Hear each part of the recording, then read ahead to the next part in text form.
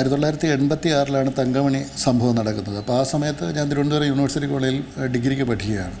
അപ്പോൾ അന്ന് എനിക്ക് നല്ല ഓർമ്മയുണ്ട്. അത് ഇന്നത്തെ പോലെ ഇത്ര സജീവമായിട്ട് മാധ്യമങ്ങൾ രംഗത്തുള്ള സമയമല്ല. എന്നിട്ട് പോലും പത്രമാധ്യമങ്ങൾ വളരെ ലൈവായിട്ടാണ് എല്ലാ ദിവസവും തങ്കമണിയിൽ നടന്ന നരനായിട്ടെക്കുറിച്ചുള്ള വാർത്തകൾ പുറത്തു കൊണ്ടുവന്നത്. അതുമാത്രമല്ല, യൂണിവേഴ്സിറ്റി കോളേജിൽ ഞാൻ ഉണ്ടായിരുന്നപ്പോൾ പുരോഗമന വിദ്യാർത്ഥി പ്രസ്ഥാനവുമായി ബന്ധപ്പെട്ട് നിരവധി സമരങ്ങൾ അക്കാലത്ത് തങ്കമണിയിലുള്ള പോലീസ് അട്രോസിറ്റീസിനെതിരെ നടന്നു.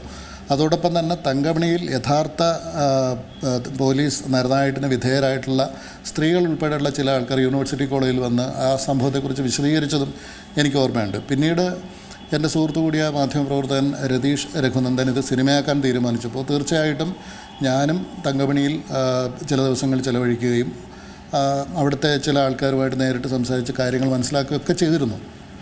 പക്ഷേ ഈ പാട്ട് രൂപപ്പെട്ടത് വാസ്തവത്തിൽ ഇങ്ങനൊരു പാട്ട് ആ സിനിമയ്ക്കുള്ളിൽ ആദ്യം പ്ലാൻ ചെയ്തിരുന്നില്ല. പക്ഷേ ഈ സ്വാഭാവികമായിട്ടും ദിലീപ് നായകനാകുന്ന ഒരു സിനിമയിൽ അതൊരു തമാശ സിനിമയാണെന്ന് വിചാരിക്കാനുള്ള ഒരു പ്രവണതയാണ് ആദ്യം പുറത്തു വരിക. പിന്നെ മാത്രമല്ല, തങ്കമണി എന്ന് പറയുമ്പോൾ എന്താണ് ആ തങ്കമണി? ഇപ്പോൾ ഞാൻ ആ സമയത്ത് സംസാരിച്ച പല മാധ്യമപ്രവർത്തകർക്കും ഇങ്ങനൊരു സംഭവം ഉണ്ടായി എന്നുള്ളതല്ലാതെ എന്താണ് റിയൽ തങ്കമണി എന്നുള്ളത് ഓർമ്മയിൽ നിന്ന് മാഞ്ഞു പോയിരുന്നു. അപ്പോൾ അതുകൊണ്ട് തന്നെ തങ്കമണി എന്ന് പറയുന്നത് അതൊരു വിശദീകരണം ആവശ്യമുള്ള ഒരു സന്ദർഭത്തിലാണ് ഇങ്ങനെ ഒരു പാട്ടിനെക്കുറിച്ച് ആലോചിക്കുകയും അങ്ങനെ ഈ പാട്ട് രൂപപ്പെടുകയും ചെയ്തത്. ആ പാട്ട് പാടിയിരിക്കുന്നതിൻ്റെ സംഗീത സംവിധായകൻ തന്നെയാണ് വില്യം ഫ്രാൻസിസ്. അതെ. നിങ്ങളുടെ ഒരു ഇത് കമ്പോസ് ചെയ്യുന്ന സമയത്തുള്ള പരസ്പരമുള്ള കൂട്ടിച്ചേർക്കലുകളുമൊക്കെ എങ്ങനെയായിരുന്നു? സാധാരണ ബിനോയ്ക്ക് അറിയാമല്ലോ, ഇപ്പോൾ പാട്ടുകൾ പലതും ആദ്യം സംഗീതം നൽകിയ ശേഷമാണ് വരികളെ കുറിച്ച് ആലോചിക്കുന്നത് പോലും. വരി എന്ന് പറയുന്ന രണ്ടാമത്തെ ഘടകമാണ് ഇപ്പോഴത്തെ പുതിയ സിനിമ പാട്ടുകൾ.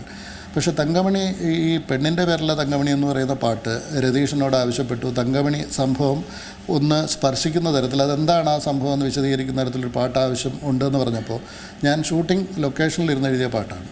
ഈ പാട്ട് അതേപടി വില്യംസിന് അയച്ചു കൊടുത്തു. വില്യംസ് സാധാരണഗതിയിൽ വളരെ ഹെസിറ്റൻ്റാണ് ഈ ഇത്തരം, അതായത് വരികൾ എഴുതി സംഗീതം ചെയ്യാൻ വില്യംസ് ഒന്നും മടിക്കുന്ന പല സന്ദർഭങ്ങളും എനിക്കറിയാം. അല്ല, അതിപ്പോഴത്തെ പൊതുവെ അങ്ങനെയാണ്, വില്യംസ് പ്രത്യേകിച്ചും. അപ്പോൾ വില്യംസിനോട് എപ്പോഴും പറയുന്നത് ട്യൂൺ ചെയ്ത് തന്നതിന് ശേഷം പാട്ട് എഴുതാം.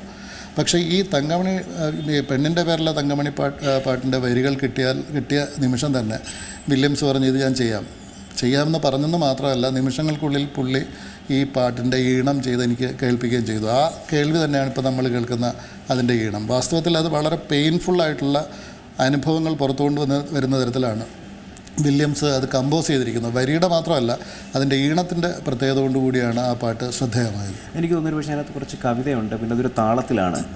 ഈ പലപ്പോഴും ഈ ഗാനരചയിതാക്കളെ കുറിച്ച് പറയുന്ന ഒരു പ്രശ്നം, ഈ കവികളല്ല ഏറെ പേരും ഇപ്പോൾ പാട്ടെഴുത്തുകാർ. ഒരു പക്ഷേ BT അനിൽകുമാറിലൊരു കവിയുണ്ട്, കവിതകൾ എഴുതിയിരുന്നു ധാരാളം.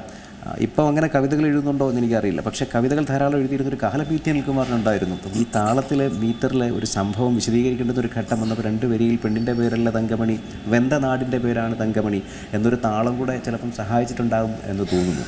അല്ല, തീർച്ചയായിട്ടും. അതായത് ഈ കവികൾക്ക്, പ്രത്യേകിച്ചും കവിത എഴുതാൻ താല്പര്യമുള്ള ആൾക്കാർക്ക് സിനിമാ പാട്ട് എഴുതേണ്ടി വരുമ്പോൾ ഏറ്റവും പ്രധാനപ്പെട്ട ഒരു തടസ്സമെന്ന് പറയുന്നത് ഈണമിട്ട ശേഷം എഴുതേണ്ടി വരുന്നു എന്നുള്ളതാണ്. പക്ഷേ ഈണത്തിനകത്തും താളമുണ്ട്. അപ്പോൾ അതുകൊണ്ട് അത് മോശമായിട്ടുള്ളൊരു കാര്യം എന്ന് ഞാൻ വിചാരിക്കുന്നില്ല. പക്ഷെ സ്വതന്ത്രമായിട്ടൊരു പാട്ട് എഴുതാൻ അവസരം കിട്ടുമ്പോൾ തീർച്ചയായിട്ടും അതിൽ ഒരല്പം ആധിപത്യം നേടുക കവിത തന്നെ ആയിരിക്കും എന്നെനിക്ക് ഉറപ്പാണ്. അങ്ങനെ ആണ് പെണ്ണിൻ്റെ പേരിലുള്ള തങ്കമണിക്ക് നമുക്കൊരു സ്വതന്ത്ര സ്വഭാവത്തിൽ എഴുതാൻ സാധിച്ചതുകൊണ്ട് അങ്ങനെ എഴുതി എന്നേ ഉള്ളൂ. ഏറ്റവും പുതിയ വാർത്തകളും വിശേഷങ്ങളും വിരൽ തുമ്പിലറിയാൻ സീ മലയാളം ന്യൂസ് എല്ലാ ഡിജിറ്റൽ പ്ലാറ്റ്ഫോമുകളിലും ലഭ്യം.